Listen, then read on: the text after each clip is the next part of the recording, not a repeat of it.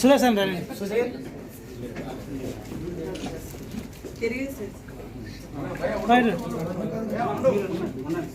సురేష్ చూడు సార్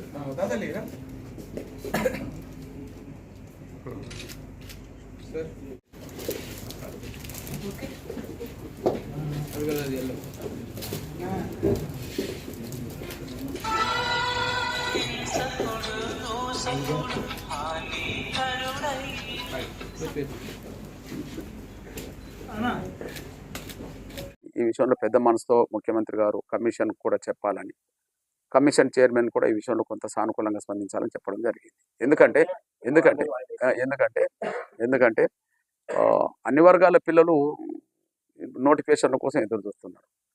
అన్ని వర్గాల పిల్లలు కూడా మేలు జరగాలి, వాళ్ళ ఆశలకు అనుగుణంగా ముందుకు సాగాలి. కాబట్టి ఒక నెల 2 నెలలు అదనంగా దొరికిన టైంను సద్వినియోగం చేసుకునే విధంగా అన్ని వర్గాల పిల్లలు దానికి ముందు నిరుద్యోగులు దానికి సిద్ధపడాలి. అదే సమయంలో 2 నెలల టైంను కొంత గడువుకు తగ్గించే విధంగా ప్రభుత్వం కూడా ముందుకు రావాలని చెప్పి నేను పెద్ద మనసు చేసుకోవాలని చెప్పి నేను అప్పీల్ చేయడం జరిగింది. మా బిడ్డల భవిష్యత్తే కాదు, సమాజంలో అన్ని వర్గాల పేద బిడ్డల భవిష్యత్తును కూడా మేము చూడాల్సి ఉన్నది. కాబట్టి ఆ విషయంలో కూడా మేము అప్పీల్ చేశాము. వర్గీకరణ లేకపోతే డిఎస్సిలో కానీ ఎందులో కానీ వర్గీకరణ లేకపోతే మాదిగ పిల్లలు ఇతర దళితుల్లో ఉండబడే ఎదిగిన మా సోదర వర్గంతో పోటీ పడలేరు కదా. రిజర్వేషన్ లేకపోతే ఉన్నత వర్గాలతో దళితులు ఎట్లయితే పోటీ పడలేరో, వర్గీకరణ లేకపోతే మా మాల సోదరులతోటే మా మాదిగ బిడ్డలు పోటీ పడలేరు. ఇది సత్యం. అందుకనే కదా మేము వెనుకబడిపోయింది. కాబట్టి ఈ విషయం అందరికంటే ఎక్కువ తెలిసింది ఎవరికి? బాబు గారికే తెలుసు. మేము అన్ని రకాలుగా వెనుకబడ్డామని బాబు గారికే తెలుసు. మేము అన్ని రకాలుగా వెనుకబడ్డామనే విషయం ఆయనకు తెలుసు కాబట్టి ఈ దేశంలో అందరికంటే ముందు వర్గీకరణ చేశారు కదా. కాబట్టి ఈ ఒక నెల, ఒక 2 నెలలు, ఒక నెల 2 నెలలు ఇది పెద్ద కాలమేం కాదు. వాస్తవానికి ఇంకా చదువుకోవడానికి, నిజంగా పోటీ పరీక్షలకు సిద్ధపడడానికి ఈ నెల టైం, 2 నెలల టైం కూడా వాళ్ళు సద్వినియోగం చేసుకోవచ్చు. ఈ విషయంలో ఖచ్చితంగా వర్గీకరణ ఉండడం వల్లనే మాదిగ పిల్లలకు మేలు జరుగుతుందని తెలుసు, ఆయనకు తెలుసు కాబట్టి, బాబు గారికి తెలుసు కాబట్టి, ముఖ్యమంత్రి గారికి తెలుసు కాబట్టి మా ఆవేదన అర్థం చేసుకొని ఖచ్చితంగా వర్గీకరణ కమిషన్ రిపోర్ట్ వచ్చి వర్గీకరణ జరిగేంత వరకు నోటిఫికేషన్లు ఉండవని ఆయన చెప్పడం జరిగింది. దానికి అనుగుణంగానే జరిగింది. అయితే నేను ఇవాళ అప్పీల్ చేశాను.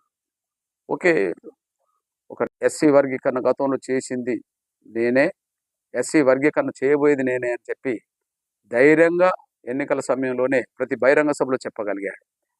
ఎవరు ఏమనుకున్నా నేను సామాజిక నేను కట్టుబడి ఉంటా. ఎవరు ఏమనుకున్నా మాదిగలకు జరిగిన అన్యాయాన్ని సరిదిద్దే ప్రయత్నం చేస్తా.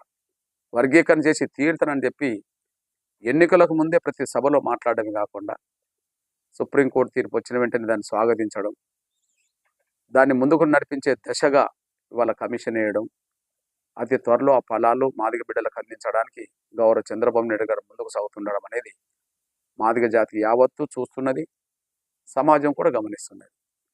అంటే మాదిగలు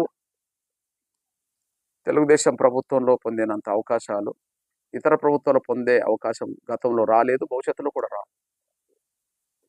ఇతర పార్టీలు, ఇతర ప్రభుత్వాలు ఎవరు ఏర్పాటు చేసినా మమ్మల్ని 2వ స్థాయి పౌరులుగా చూస్తారే తప్ప దళితుల్లో మాకు సమానమైన గౌరవం, సమానమైన అభివృద్ధికి చెందే అవకాశం వాళ్ళు ఇవ్వరు. అది ఒక తెలుగుదేశంలో మాత్రమే జరిగింది, జరుగుతున్నది, జరగబోతున్నది. ఈ విషయంలో గౌరవ నారా చంద్రబాబు నాయుడు గారికి మరొకసారి ఇప్పుడు ఉదయమే మా సోదరుడు పిల్లి మాణిక్యరావు గారు లీడికాఫ్ చైర్మన్గా నియమించబడ్డాడనే విషయం తెలుసు. కానీ ఇవాళ మధ్యాహ్నం